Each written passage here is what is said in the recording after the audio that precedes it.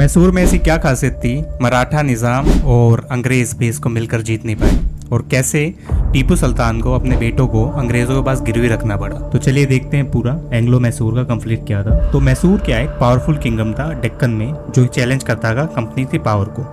4 war लड़ी गई इनके बीच में, ईस्ट इंडिया कंपनी और रूलर्स ऑफ मैसूर, जो हैदर अली है और उसके सन है टीपू सुल्तान। ओरिजिनली क्या थी, वोडियार डायनेस्टी थी विजय एम्पायर की, वो मैसूर में रूल करती थी। लेकिन 1761 में Haidar Ali the powerful commander of army, उसने पावर ली और बेसिकली किंग बन गया। हैदर अली बेसिकली मैसूर थ्रोन के लिए आया था, और जो राइवलरी स्टार्ट हुई मैसूर निज़ाम और मराठास के बीच में यही से थी। ईस्ट इंडिया कंपनी एक्सप्लोर करती थी अपॉर्चुनिटीज़ को वेरी नाइसली।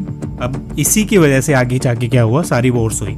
तो फर्स्ट एंग्लो मैसूर वॉर कब हुई थी, 1767 से 69। कोजेस क्या थे, हैदर अली चाहता था कि ब्रिटिशर्स को यहाँ से भगाया जाए साउथ इंडिया से, और जो ईस्ट इंडिया कंपनी है वो चाहती थी एक्सपेंड करे अपनी टेरिटरी कर्नाटक से लेके मैसूर तक। तो कॉन्फ्लिक्ट तो हो गई। अभी इवेंट्स क्या थे, जो ईस्ट इंडिया कंपनी थी उसने ट्रिपल अलायंस बनाया, ईस्ट इंडिया कंपनी, निज़ाम, मराठास, और अटैक किया मैसूर को।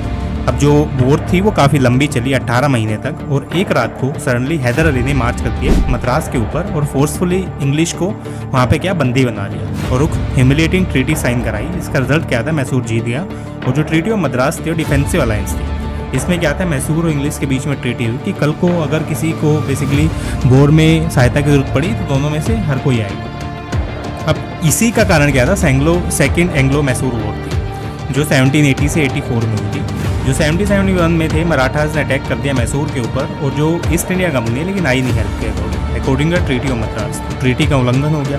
1780 में ईस्ट इंडिया कंपनी ने कैप्चर कर लिया माहे को, एक फ्रेंच पोर्ट था जो हैदर अली से बिलोंग करता था। अमेरिकन वॉर ऑफ इंडिपेंडेंस भी चल रहा था पैट्रियट्स के बीच में और फ्रेंच के बीच में वर्सेस ब्रिटिशर्स। तो इवेंट क्या था, जो हैदर अली ने फॉर्म किया एक अलायंस मराठास और निज़ाम के साथ, लेकिन वो भी जल्दी भाग गए ब्रिटिश डिप्लोमेसी के कारण, और हैदर अली ने कैप्चर कर लिया आकोट को, जो बाद में डिफीट हुआ आपका सर एराय कूट ने।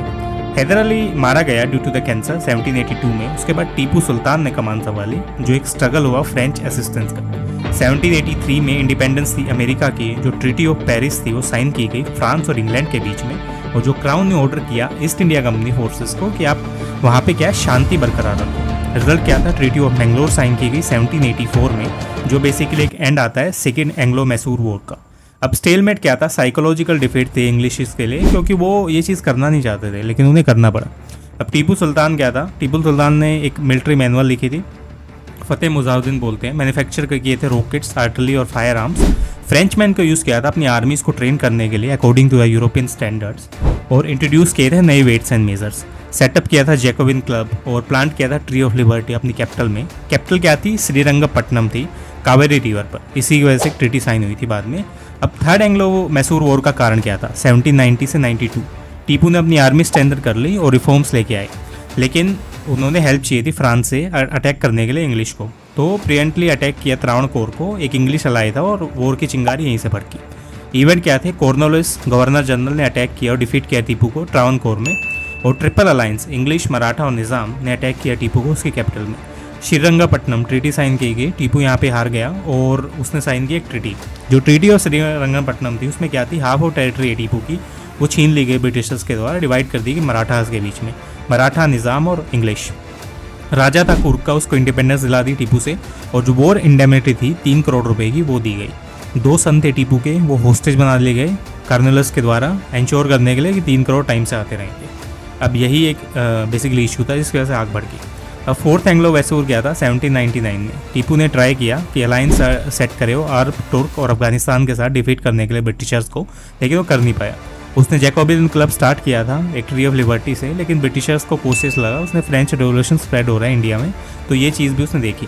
टीपू को एक लेटर मिला फ्रेंडशिप का नेपोलियन से, और वो बेसिकली उस टाइम इजिप्ट में थे और जो प्लान कर रहे थे इंडिया आने के, लेकिन नेपोलियन क्या है, मोस्ट फेमस आर्मी जनरल था उस टाइम पे, और कोई फाइट उसने हार ही नहीं दिया आज तक। Richard Wellesley then governor general, उसने बोला टीपू को कि आप सब्सिडी लाइन ज्वाइन करो, लेकिन उसने मना कर दिया कि उसको पता था गुलामी है। इवेंट क्या थे, वेस्ली ने अलाई किया निज़ाम के साथ और अटैक किया मैसूर पे। टीपू मारा गया श्रीरंगपट्टनम में, और जो रिजल्ट क्या था, ब्रिटिश और निज़ाम में डिवाइड कर लिया अपनी एम्पायर। टीपू की फैमिली है वेल्लोर भेज दी गई, और जो टीपू के सन है उन्होंने ही वेल्लोर मिटिनी की थी 1806 में, जो बेसिकली आपकी लास्ट स्केल प्योर मिटिनी थी अंडर द कंपनी रूल। 5 साल का जो बेटा था उसका, कृष्णा राजा 3, वोडियार किंगडम से उसको किंग बनाया गया। मैसूर ने क्या सब्सिडी अलायंस एक्सेप्ट कर लिया और इसी के साथ क्या मैसूर की डिफीट होगी और वो यहीं पे खत्म होगी। तो ये था बेसिकली छोटा सा इवेंट जो इस चीज़ के रिगार्डिंग था। मिलते हैं नेक्स्ट वीडियो में, चैनल सब्सक्राइब कर लो फॉर द मोर कंटेंट।